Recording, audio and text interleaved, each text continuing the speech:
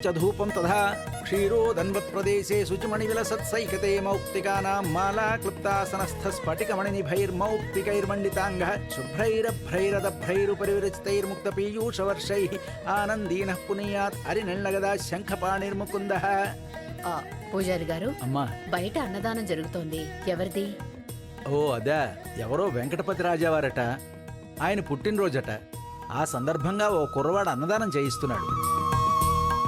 నాన్నగారి పుట్టినరోజున మనకి తెలియకుండా అన్నదానం ఎవరు చేయిస్తుంటారు? అదే నాకు అర్థం కావట్లేదమ్మా. పూజారి గారు, అన్నదానం చేయిస్తున్న అతను ఎవరో మీకు తెలుసా? తెలియకపోవడం ఏమిటమ్మా? అదిగో అక్కడ నిలబడి వడ్డన చేస్తున్నాడే, అతనేనమ్మా.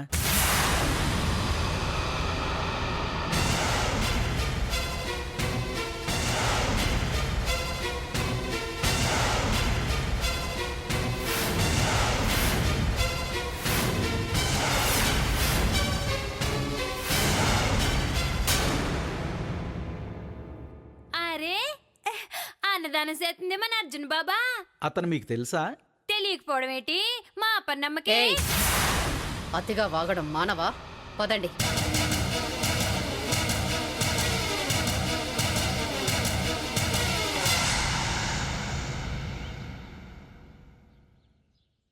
అందరూ కడుపు నిండా తినండి, అస్సలు మొహమాట పడద్దు. లేదంటే స్వర్గంలో ఉన్న మా మావయ్య గారు ఫీల్ అవుతారు. తృప్తిగా తిని మనసారా ఆయన ఆశీర్వదించండి. బాబు, ఇదిగో తీసుకో. ఎందుకు చేస్తున్నావు? అత్తయ్య, అది ఈ అన్నదానం ఎందుకు చేస్తున్నావు? మావయ్య గారు పుట్టినరోజు కదా అని. చేసిన పాపం కడిగేసుకుందామని చేస్తున్నావా? నీ ద్రోహాన్ని, దుర్మార్గాన్ని తుడిచేసుకుందామని చేస్తున్నావా? లేకపోతే ఈ గుడికి మేము వస్తున్నామని తెలిసి మమ్మల్ని మాయ చేద్దామని చేస్తున్నావా? అయ్యో, అదేం లేదత్తయ్య. వద్దు, నీ మాటలు వినటానికి నేను సిద్ధంగా లేను. అసలు మా ఆయన పేరు మీద అన్నదానం చేయటానికి నీకేం అర్హత ఉంది? ఏ అధికారం ఉంది? ప్రతి సంవత్సరం సంతోషంగా జరుపుకునే ఆయన పుట్టినరోజుని ఈ రోజు ఏడుస్తూ జరుపుకోవడానికి కారణం నువ్వు కాదు. ఆయన చావుకి కారణం నువ్వు కాదు. అలాంటి హంతకుడి చేతుల మీదుగా అన్నదానం జరుగుతుంటే ఆయన ఆత్మ క్షోభిస్తుంది. నీలాంటి దుర్మార్గుడు అన్నం పెడితే అది కాలకూట విషం అవుతుంది.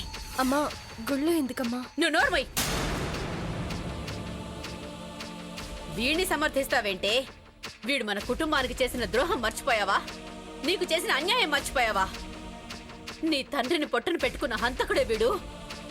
మీ నాన్నగారి పేరెత్తడానికి కూడా అర్హత లేని వీడు ఇలా ఆయన పుట్టినరోజున అన్నదానం చేస్తుంటే నీకెలా ఉందో గాని నాకు మాత్రం రక్తం మరిగిపోతోంది. సారీ అత్తయ్య, నా వల్ల మీకు అన్యాయం జరిగిన మాట నిజమే. మామూలు అన్యాయం కాదు, మా అందర్నీ ఏకాకుల్ని చేశావు.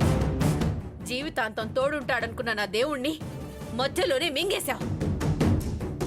నీ పొట్టన పెట్టుకున్నావు. పాపిష్టోడా! ఛీ, నీ మొహం చూడాలంటేనే అసహ్యంగా ఉందిరా. క్షమించండి అత్తయ్య, మీ బాధను నేను అర్థం చేసుకోగలను. వద్దు. చేసిన తప్పులు కప్పిపుచ్చుకోవడానికి నువ్వు 100 కారణాలు చెప్తావని నాకు తెలుసు. కానీ నా భర్త కోసం నేను ఎన్ని రోజులు ఏడ్చానో, ఎంత నరకం అనుభవించానో నీకేం తెలుసు. ఆ పాపం, నా శోకం నిన్ను వదిలిపెట్టవు. ఇలాంటి అన్నదానాలు లక్ష్య చేసినా నీకు శిక్ష పడుతూనే ఉంటుంది. అప్పుడే నా భర్తకి ఆత్మశాంతి, నాకు మనశ్శాంతి. నిజమే అత్తయ్య, నేను తప్పు చేశాను. నేను చేసిన తప్పుకి ఇంతకు ముందే మిమ్మల్ని క్షమాపణ అడిగాను. అయినా మీ మనసు కరగదా? నన్ను క్షమించలేరా? చచ్చినా క్షమించను, క్షమించలేను. క్షమించాలంటే నేనేం చేయాలి అత్తయ్య? నా భర్తను తెచ్చివ్వాలి.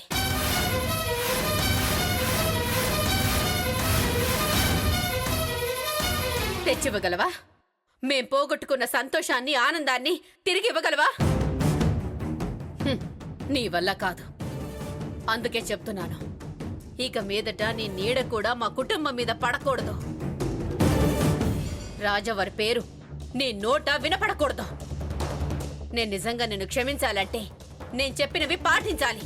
నన్ను క్షమించే మార్గం చెప్పమంటే నన్ను శిక్షించే మార్గం చెప్తారేంటి? నువ్వు మాకు వేసిన శిక్ష కన్నా ఇదేం పెద్ద శిక్ష కాదులే. మళ్ళీ నిన్ను నేను ఇలా చూడకూడదు, కలవకూడదు. కలిస్తే ఇంతకంటే అవమానాలు పడాల్సి వస్తుంది. పద అపర్ణ.